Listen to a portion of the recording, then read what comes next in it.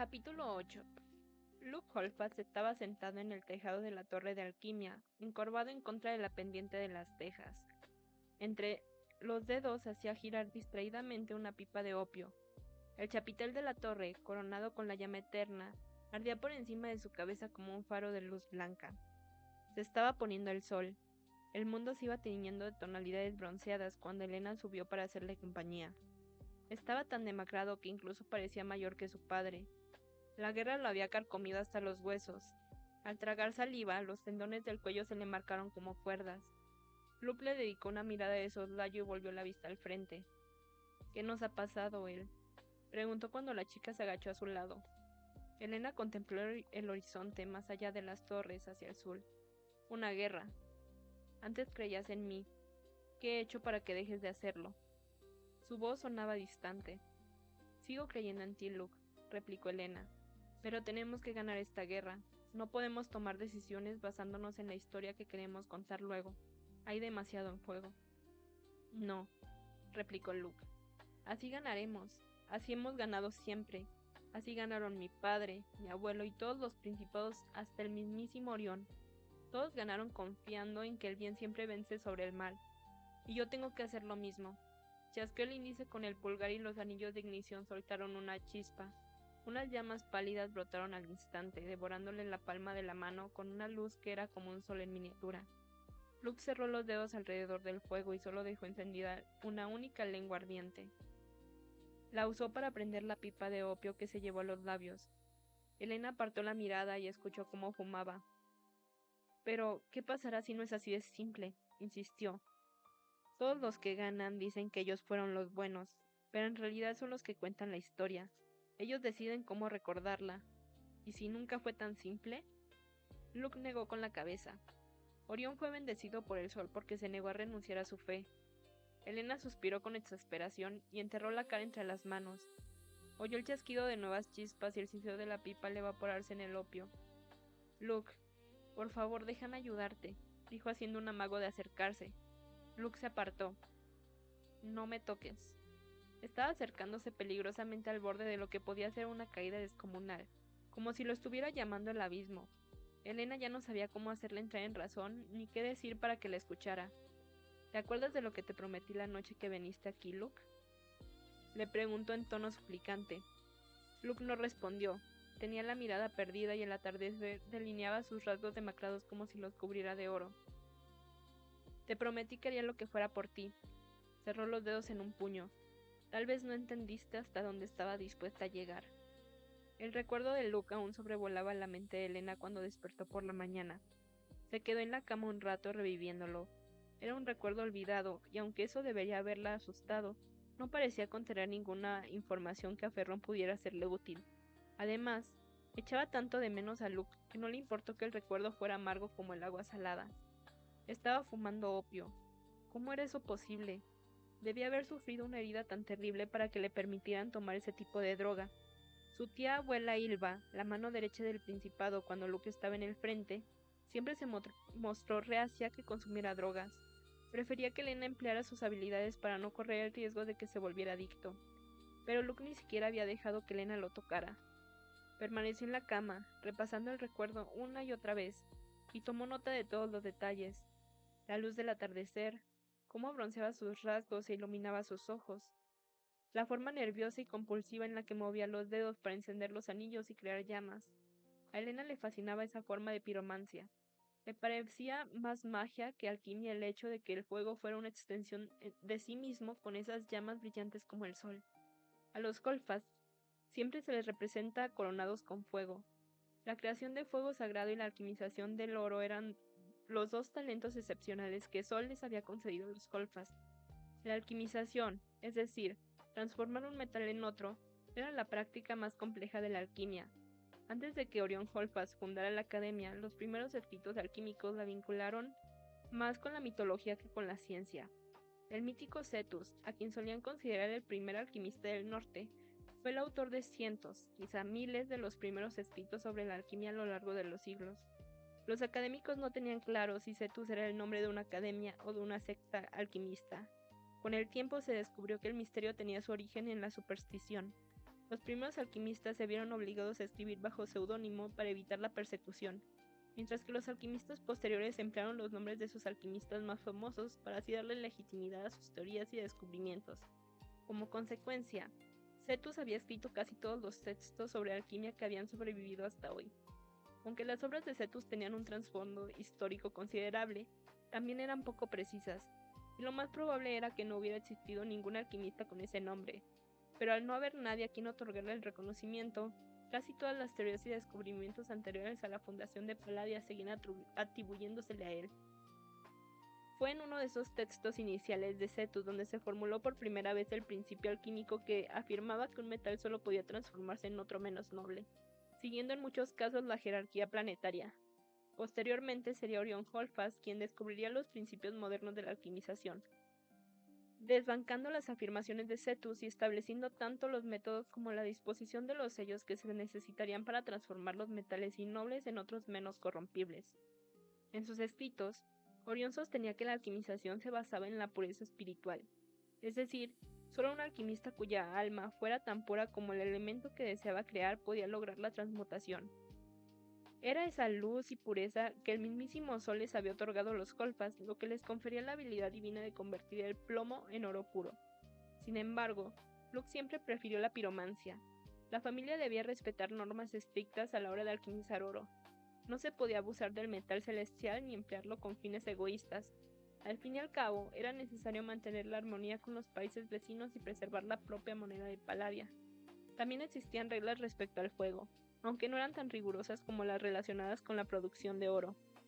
Helena recordaba que la primera vez que Luke le mostró su fuego, estaba convencida de que las llamas lo quemarían, pero se limitaron a bailar sobre las yemas de sus dedos, brillantes como estrellas. Incluso sin las llamas, Helena siempre había sentido calidez cuando estaba con Luke. Hasta los inviernos paladinos palidecían en su presencia. Ahora que estaba sola lo echaba tanto de menos que le dolían los huesos y la piel, anhelando el tacto y el consuelo que solo su abrazo podía ofrecer. Helena terminó de explorar el ala del segundo piso y decidió continuar por la planta baja. Se plantó delante de las escaleras y observó la curva oscura que dibujaban, mientras los cristales de las ventanas crujían como dientes rechinando y el viento gemía a lo largo del pasillo. Envolvió los dedos alrededor de la barandilla, suave como un hueso, y la apretó hasta que notó las vetas de la madera. El grillete se le clavó en la muñeca. No permitió que sus ojos se hundieran en las sombras cuando dio un paso al frente. Pensó en los acantilados de Etras, en el rugido eterno del océano, en sus recuerdos. Volvió a ser una niña, abriéndose paso entre las cosas de María durante el verano de latencia, cuando la humilla menguaba y las aguas se retiraban, dejando a la vista el fondo lleno de tesoros. El resplandeciente sol estival irradiaba sobre toda su piel. Helena iría al sur, escaparía y seguiría el río de las montañas hasta llegar al mar, y allí zarparía hasta su hogar. Llegó al final de las escaleras donde un necrómata le esperaba. Las luces ambarinas ya estaban encendidas. Era el recordatorio silencioso de Ferrón. No podía hacer nada ni ir a ninguna parte sin su consentimiento. Helena tragó saliva con dificultad y dejó atrás su fantasía. Moriría en Puntaférreo. Las habitaciones de la planta baja se sucedían una tras otra. Puntaferro parecía tener tantas habitaciones que los Ferrón no sabían qué hacer con ellas. Vuelve aquí, no he terminado contigo. Una voz áspera la hizo detenerse, pero entonces comprendió que no le hablaba a ella. No hay nada más que decir, escuchó que decía Ferrón. No me interesa. Ni se te ocurra marcharte. Si me desobedeces, te desheredaré. Borraré tu nombre del gremio. Helena se asomó al pasillo y vio a Ferrón enfrentarse a Lichi que había visto con Strode en la central, el que usaba el cuerpo de Crowther. Estás muerto, padre. Es posible que se te haya olvidado. Ese cadáver no tiene derecho sobre mi mansión y sobre mi herencia. Además, la voz de Ferrón adquirió un tono más mordaz. Careces de resonancia férrea en ese cuerpo. Por muchos títulos que te concede el gremio no tienes ningún poder. Tardaron casi un año en recordar quién eras, y más aún en querer que volvieras. El único motivo por el que te dejo ser maese gremial es porque tengo mejores cosas que hacer que lidiar con la gestión de la fábrica. La cara de Lichi se oscureció hasta tornarse casi morada de la rabia. Helena jamás habría dicho que ese ser era Atreus Ferrón. Crowder tenía una complexión totalmente distinta, tan esbelta que parecía una aguja, y era una cabeza más bajo que Ferrón. Debería haberme negado a las súplicas de tu madre y haberte matado cuando estabas en su vientre, dijo Atreus con el rostro contraído por la rabia. No te mereces el sufrimiento que hemos soportado por ti. Ferrón no se inmutó, incluso parecía aburrido. Es una lástima que no lo hicieras, me habrías ahorrado esta tediosa conversación. Se dio la vuelta con los ojos grises cargados de desprecio. Vete de esta casa, padre, antes de que te eche yo mismo. Helena se encogió para que no la vieran, temiendo que la descubriesen. El necrómata que la acompañaba parpadeó con calma. Te arrepentirás de esto. El sumo nigromante recordará que no te ofreciste voluntario. El sumo nigromante sabe perfectamente dónde estoy y lo que estoy haciendo. Si quisiera algo de mí, no me lo comunicaría a través de alguien como tú. Al fin y al cabo, ¿cuántas veces le fallaste para que te negaran un cadáver con resonancia de hierro? ¿Fueron 2 o 3? Helena oyó un rugido, seguido de un golpe metálico y un sonido sordo. Se asomó de nuevo. Atreus yacía en el suelo, alrededor de una pierna tenía enroscada una de las vigas de hierro del piso, que lo arrastraba al ala principal de la casa. Atreus se aferraba al suelo, arañándolo en su intento desesperado de escapar, pero lo único que logró fue casi arrancarse los dedos. Gritaba con rabia, echando espumarajos por la boca, con un sonido más de bestia que de humano. Ferrón lo siguió como si nada. Yo, en tu lugar, tendría cuidado con ese cuerpo. La piromancia es una habilidad poco habitual, ¿sabes? Date unos meses más y con suerte seguro que consigues generar una chispa. En cuanto desaparecieron, Helena se escabulló de vuelta a su habitación. Solo con ver la casa en acción se había vuelto más precavida.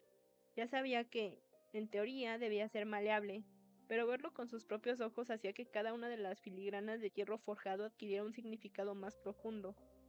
No eran imaginaciones suyas. La casa era prácticamente un ente vivo, igual que Atreus, que había sido reanimado. Helena hubiera jurado que lo ejecutaron antes de que aparecieran los inmarcesibles.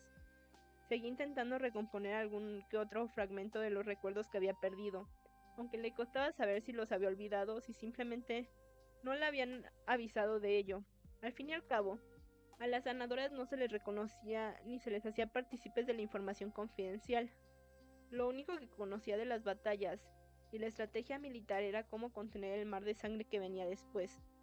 Aunque sabía que era peligroso, intentaba desenmarañar el misterio de lo que había olvidado. Su mente carecía de contexto. De momento estaba jugando al gato y al ratón con Ferrón y su ignorancia era lo único que la protegía.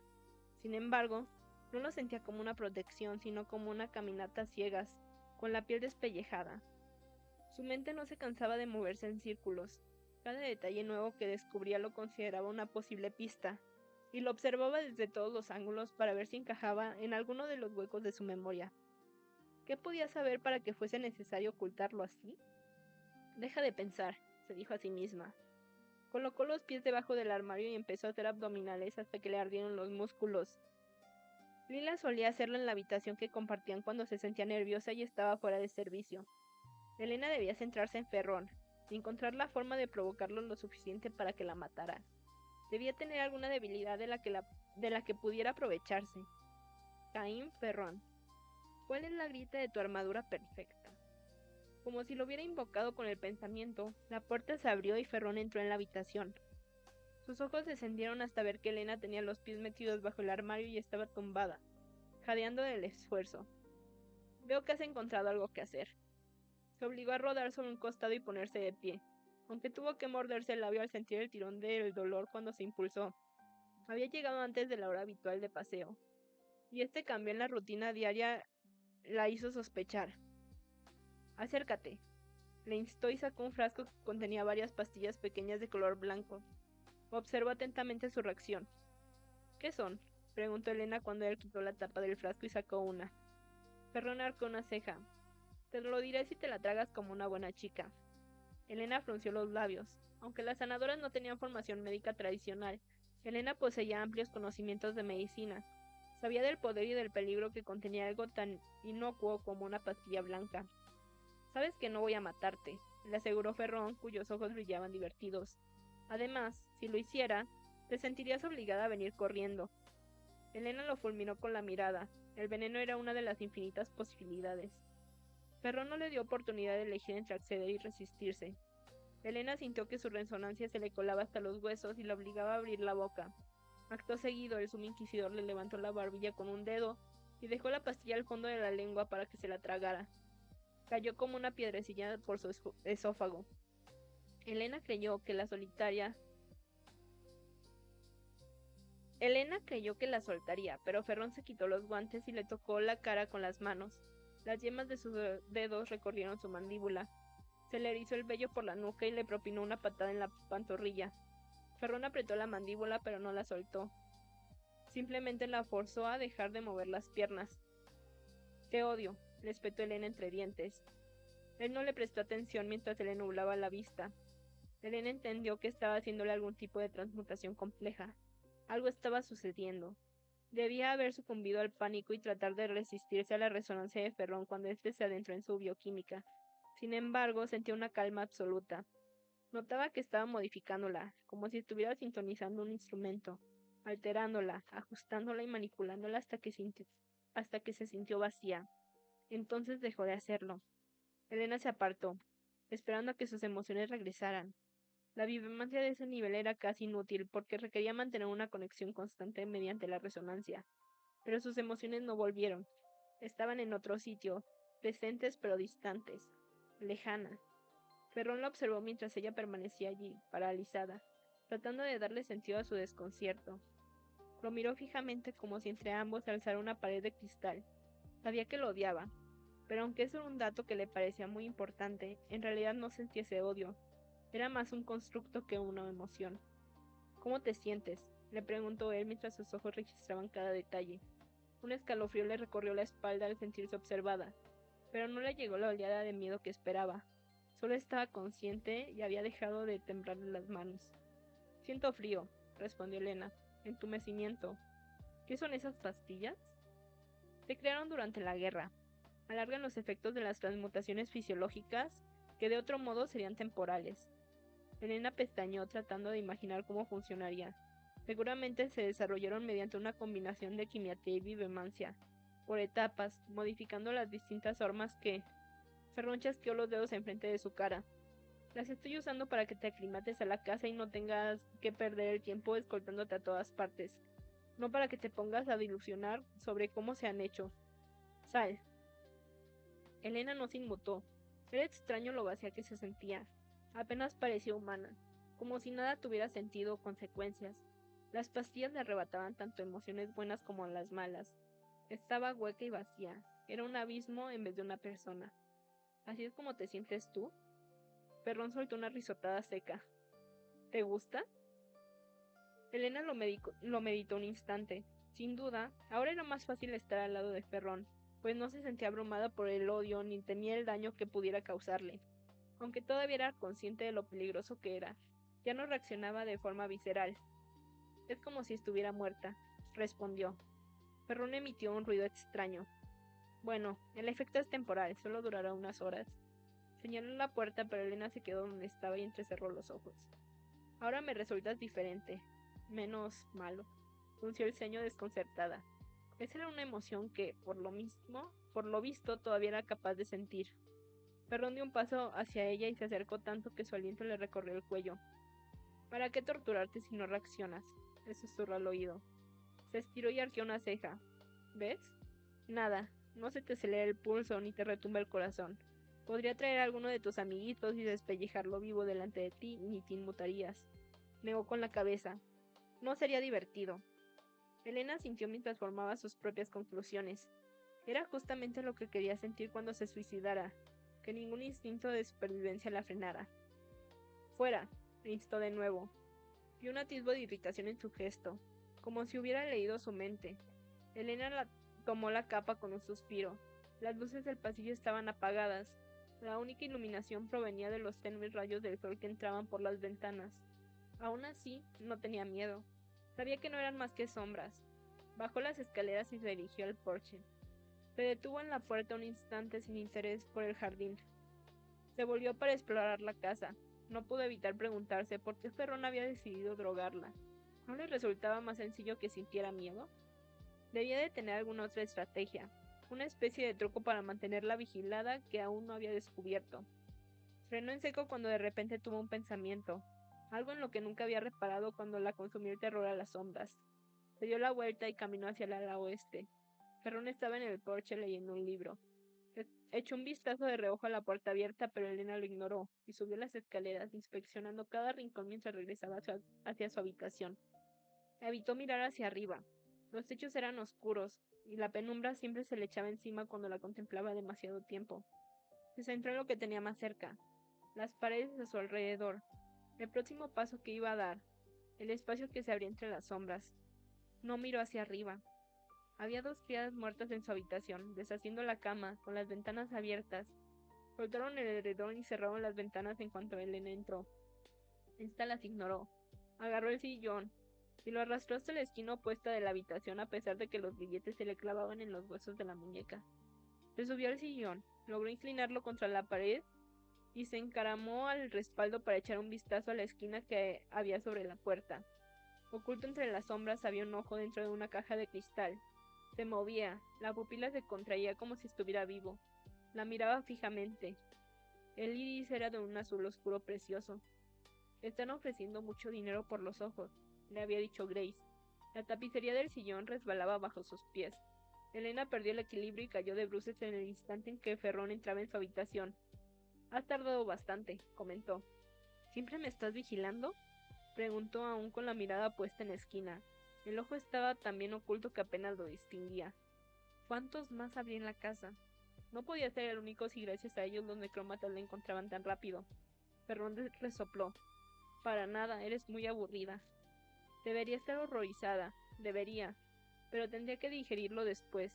En ese momento lo único que sentía era curiosidad.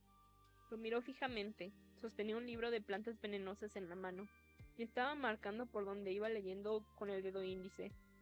¿Cómo funciona? No sabía que podíais reanimar partes del cuerpo. En realidad es más fácil que con los necrómatas, replicó colocándose a su lado. La reanimación es como la electricidad.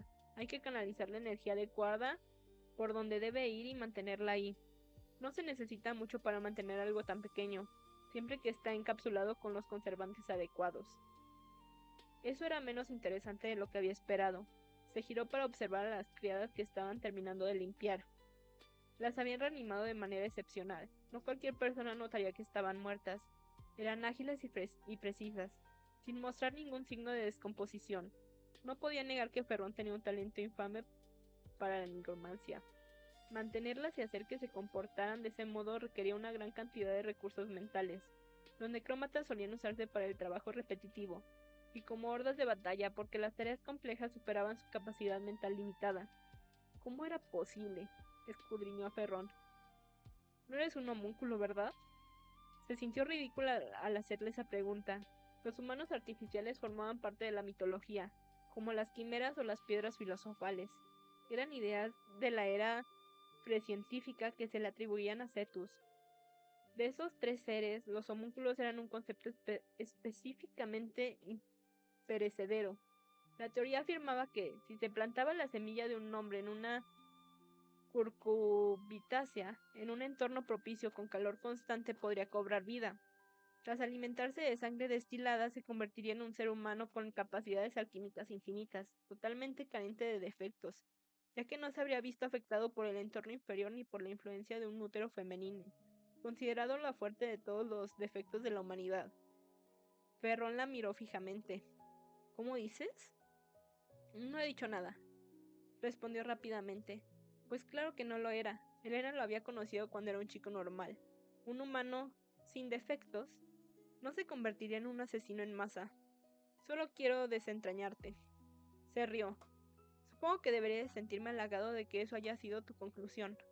Pero no, no soy un homúnculo. Hizo una pausa. Aunque Bennett pasó años intentando crearlo, al final acabó con un montón de curcubitáceas llenas de esperma podrido. Elena hizo un gesto, pero no retiró la mirada. Era evidente que algo le había sucedido a Ferrón. La forma monstruosa y deforme de Morrow, junto con sus habilidades antinaturales, tenían sentido, ya que se había sometido a ciertas transmutaciones, pero Ferrón a simple vista parecía prácticamente humano. ¿De dónde provenía entonces su poder? Elena lo observó. Se decía que existían cristales y piedras preciosas con propiedades capaces de mejorar la resonancia. En los primeros mitos de Orión Holfast, la bendición del sol se describe como una enorme piedra celestial. Aquello dio pie a la popularidad de los amuletos con cristales engarzados. En las tiendas y los puestos callejeros de Palladia se vendían collares y broches de los peregrinos que visitaban la ciudad del estado, que era un lugar sagrado dentro de la fe. A menudo, esas joyas iban acompañadas de la promesa de fortalecer la resonancia o ampliar el repertorio de un alquimista, asegurándoles así una plaza en la academia. Muchos alumnos heredaban estas joyas, y los cargos oficiales de la fe solían portar objetos con heliolitas. Buscó a Ferrón en algún indicio, una joya o cualquier objeto que pudiera servir de amuleto. Las familias del gremio solían llevar anillos grabados y toda una variedad de horquillas y broches para indicar que pertenecían a ciertas órdenes o clubes exclusivos. Sin embargo, al contrario que su mujer y su padre, Ferrón no llevaba nada, ni siquiera un anillo de compromiso. La única pieza visible era un delgado anillo de metal oscuro en su mano derecha. Elena entrecerró los ojos mientras lo observaba. ¿Qué clase de anillo es ese?, preguntó. Ferrón bajó la vista. ¿Este?, preguntó como si tuviera más anillos a los que pudiera referirse. Giró la mano. Una antiguaya. De repente se lo quitó del dedo y se lo lanzó a Elena. Ella lo atrapó en un acto de reflejo y sintió decepción al descubrir que no era de un metal negro poco común, sino un anillo de plata muy deslustrado, como si jamás lo hubieran pulido. No parecía producto de la transmutación, sino que había sido forjado a mano. Aún se distinguían las marcas del martillo con el que le habían dado forma, hasta trazar un patrón escamado, casi geométrico, sobre su superficie. Era extraño que un alquimista de hierro llevara algo así. Elena se percató de que lo observaba y se preguntó qué haría si se lo tragaba. No te lo tragues. Alzó la vista. El sumo inquisidor la miró de soslayo. Tienes suerte de que en los exámenes nacionales nunca pusieran a prueba tu capacidad de mentir. Eres transparente. Extendió la mano para que le devolviera el anillo. Elena se planteó metérselo en la boca solo para provocarlo. Vio la irritación en sus ojos. Si lo haces te lo sacaré a la fuerza, solo conseguirás un buen dolor de garganta. Le dejó el anillo en la palma de la mano y Ferrón volvió a colocárselo en el dedo. ¿Por qué ese interés repentino en mí?, preguntó. Elena se encogió de hombros. No tiene sentido. Ferrón arqueó una ceja. Ah, ¿es por eso? Y yo que esperaba que estuvieras tramando algo para seducirme. Elena lo miró impasible. Él compuso una sonrisa burlona. Robarme el corazón con tu ingenio y tu encanto. Elena resopló. Quién sabe, tal vez tenga cierta inclinación por... Se quedó callado mirándola, buscando algo que añadir. Elena se echó a andar. Tal vez mañana. Cuando estaba sola, resultaba reconfortante volver a sentirse una persona funcional. Elena había olvidado lo fácil que podía ser existir cuando la mente y el cuerpo no la traicionaban. Decidió no desperdiciar los efectos de la pastilla y recorrió la casa a paso ligero. Por el camino se preguntó cuál sería la composición del medicamento. Sus padres habían practicado la medicina, su madre como boticaria y su padre como cirujano tradicional formado en Kem. Elena había crecido entre hierbas, ungüentos y operaciones médicas. No tenía la formación oficial, pero aquel entorno le bastó para ser una alumna aventajada cuando quiso ser sanadora, para disgusto de su superior religioso, el Falcón Matías. Una vez intentó explicarle que los principios de la sanación seguían las mismas normas que cualquier otro tipo de medicina, y le mencionó el trabajo que hacían sus padres. Era, dijo, como la diferencia entre la metalurgia manual y la alquímica. El uso de la resonancia no alteraba los principios fundamentales. El Falcón Matías se enfureció tanto que hizo que Elena pasara 2 días haciendo penitencia en una capilla por haberse atrevido a comparar su corrupta resonancia con la del noble arte. Desde su perspectiva inflexible de la fe, la nigromancia no solo constituía una violación de la muerte, sino que también era una transgresión de las leyes y el ciclo natural de la vida. Y la bibemancia nacía de la misma rama corrupta de la resonancia. A Elena se le permitió usarla, pero solo dentro de unos estrictos límites, porque se consideraba una forma de intervención divina, un acto altruista inspirado por los dioses. Elena nunca comprendió por qué, pero en la academia, que normalmente consideraban a la ciencia y a la fe como complementarias, estaba totalmente prohibido el estudio de la bibemancia, incluso cuando su único fin era la sanación. La mayoría de las sanadoras provenían de los pueblos remotos de las montañas, novis, y se esperaba que trabajasen por intuición. Tanto los éxitos como los fracasos dependían de la voluntad del sol. No había ciencia al respecto. Elena aprendió a morderse la lengua y a fingir que su talento poco común para la sanación era algo divino, y no el resultado de entender los sistemas y las funciones del cuerpo humano. La pastilla que Ferrón le había obligado a tragar era una muestra de lo que podía lograrse si se permitían los estudios científicos de la sanación. Parecía que estaba compuesta de algún tipo de vasoconstrictor, un glucósido, tal vez sintetizado a partir de la flor de la dedalera. Intentó recordar si se había notado algo que pudiera indicar que contenía ácidos minerales, porque tal vez... Es horrible, ¿verdad? La voz de Aurelia flotó por el pasillo del vestíbulo. Al principio estaban dentro, pero da igual lo mucho que se bañen, huelen fatal. Le dije a Cain que les prendería fuego si se quedaban dentro un día más. ¿No te deja tener unos nuevos? Era la voz de un hombre. No, respondió Aurelia dándose importancia. Te los he pedido una y otra vez, pero son los de la central, así de que debemos quedárnoslo.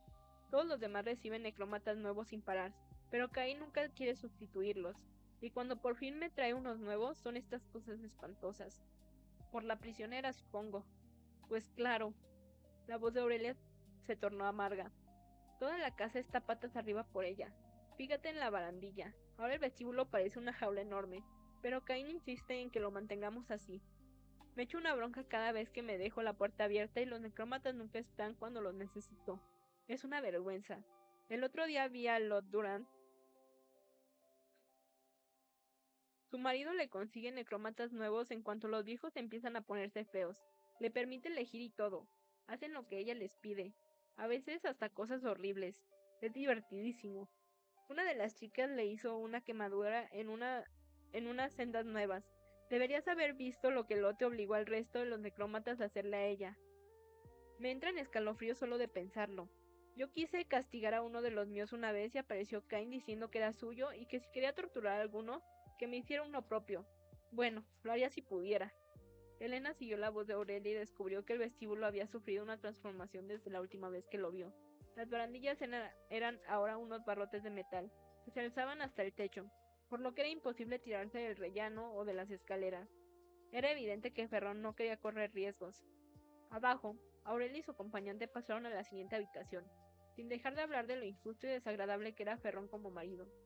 Desde el tercer piso, a pesar de los barrotes, se veían mejor los detalles del uruguro del vestíbulo. Elena lo contempló desde arriba y analizó cada elemento, las alas, las púas, los colmillos y el cuerpo alargado que se cerraba en un círculo para consumirse a sí mismo. A la mañana siguiente, Elena estaba tumbada encima del colchón como si le hubieran colocado una roca sobre el pecho.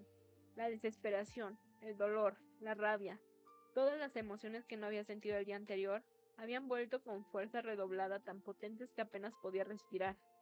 Las horas de respiro solo habían hecho que todo le doliera aún más. Ese alivio momentáneo hacía que fuera más palpable la magnitud de la carga. Sentía que se derrumbaba. Su espalda y su cuello ardían, mientras que el resto del cuerpo lo tenía cubierto de sudor frío. Las sábanas y el camisón estaban empapados y desprendían un olor fuerte a minerales. Sin duda, la pastilla contenía sales minerales. Rodó hacia un lado y vomitó en el suelo. Se dejó caer de nuevo, temblando. Cada músculo le pesaba.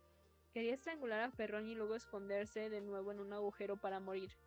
Sentía frío y calor a la vez, y también sed, y buscaba desesperadamente algo de consuelo. Si uno de los necrómatas hubiera entrado para acariciarle el cabello, seguramente se habría echado a llorar.